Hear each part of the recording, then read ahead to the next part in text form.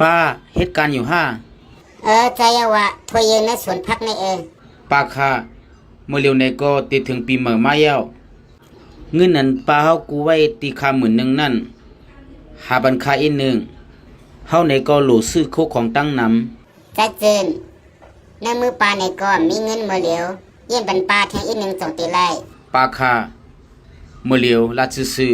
เฮาในก็โหลเซิงเงินอยู่ปอยก็นีปีในอำถูกดีป่นกว่าถึงปีใหม่เลี้ยวปันข้าวยำปลา2-3 วันแลบ่หาไรเย้าก็เตียวกว่าส่งปันก้อย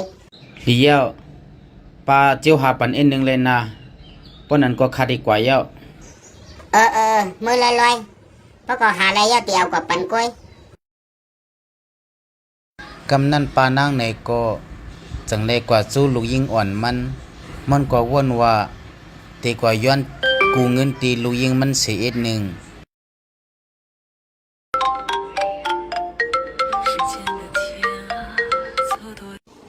ฮัลโหลลูกยิงแม่ถึงมาตีนาลานในเย้าข้ามีอยู่ในร้านได้เพิ่นมาที่หนึ่งแม่เขามากกว่าหันเย้า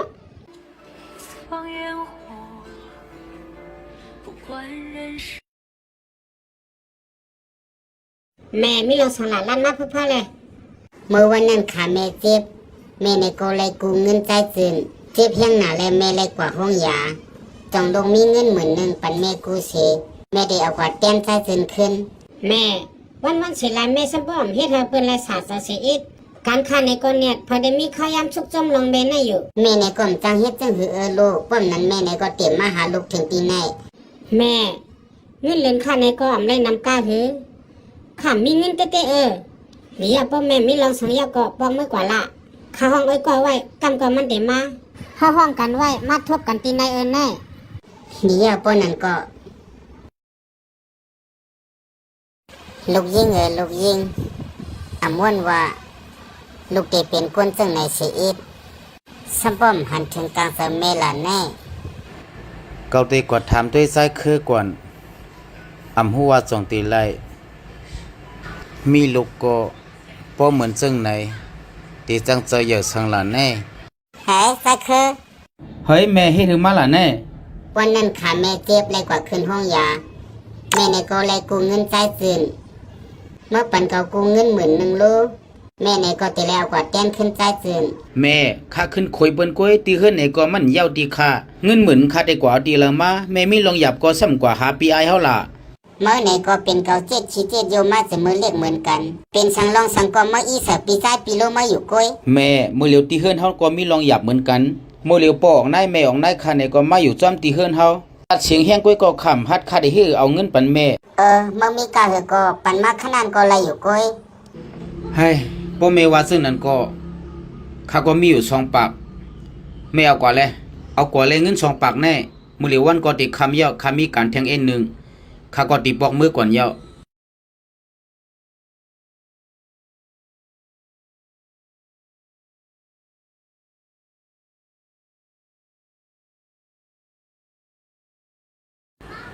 กำในแต้มจังเฮ็ดจังหือเยาะ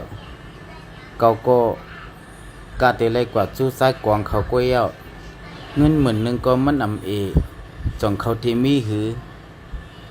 มีไหนก็จองเขาซ้ำตีปันเกากูหือแน่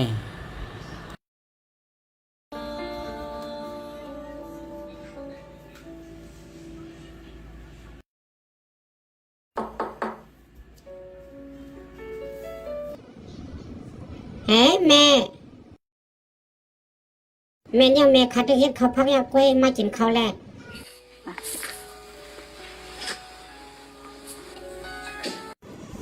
ใจกองอยู่ขึ้น5ปีกองกว่าเหตุการณ์ยากแม่มีลองสังกรัดที่คาแลกเหมือนกันก้อยเมื่อวันนั้นขาแม่เจ็บเลยกว่าขึ้นห้องยาแม่ก็เลยกูเงินใจจึง10,000เมื่อเร็วมันไหนก็โหลเย้าปันแม่กู10,000จงตีไล่โลกแม่ต้วยแม่กว่ารู้รักษาหลานแน่กูอีสังกูแม่ติคาแน่มีอยู่20,000ตาม10,000แน่แม่เอากว่าแต้นขึ้นปีซึนเสคือเดี๋ยวแทง10,000แน่แม่เอาไว้เมื่อแล้วก็ติดถึงปีใหม่แล้วโหลซื้อคุกของตั้งนำแม่เอากว่าตั้ง20,000แล้วเอาไว้เฮ็ดเงินจ่ายอำโลน้ำตันหน้าลูกเปิ้ลลูกปันแม่กู10,000ก็แล้วเมื่อป่นมาอันแม่กินแม่นงอยู่ในก็เป็นลูกซื้อปันกล้วย แม่อาศักใหญ่ย่าอำโหลดใส่เงินกาหือเพื่อนเปิ้นแม่อาศักใหญ่นั่นย่าหาเงินไหนก็ง่ายๆด้วยกว่าลูกยิ่งลูกไส้แม่มีตั้งนำมีลองหยาบเย้าไรกว่ากูเงินเปิ้นจังไหนปอก้นที่พร้อมหู้กว่าเปิ้นได้ใครโคเฮาก้อยแม่ใครให้เปิ้นว่าลูกไส้แม่ปีกองแน่อำฮักแม่จังนั้นห้าอำนั้นก็แค่เปิ้นว่าข้าก็เป็นลูกเป้าในอำบ่ป่องสายห้าแม่เมื่อปีกองก็เรียกย้อนเงินจ่ายตีแม่เมื่อเร็วอาศักแม่ใหญ่ย่าเฮาปันแม่เงินจ่ายในก็เป็นรองธรรมดาก้อยเงินในแม่เอาไว้แหละลูกเปิ้แม่ในมีลูกยิ่งลูกไส้เป็น3-4ก็แม่ในก็อำถูกลีมาปึงอิงติสูในก้อยลูกเปิ้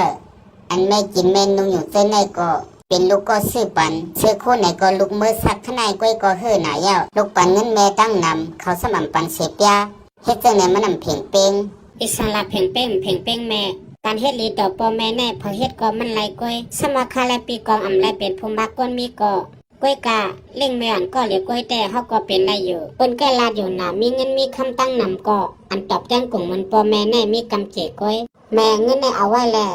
แม่เอากว่าแต้นเงินปีซ้ายจึงเฉลูกป้าลูกได้ลีต่อแม่เตเย้าเพราะนั้นก็แม่เตเอาไว้เย้านะแม่ได้เป็นแม่เฮาในก็ถูกลีเฮ็ดลีต่อแม่อยู่เย้าเมื่อนามาแม่มีลองอีสังในก็มาหาค่ะไอ้น้องเขาเส้นนั่นคำใครเล่งแม่ในก็เฮาก็แต่เล่งแม่ก้อยเงินในแม่ใครซื้อสังก็ซื้อแหละเลี้ยวแม่กินข้าวก่อนแหละ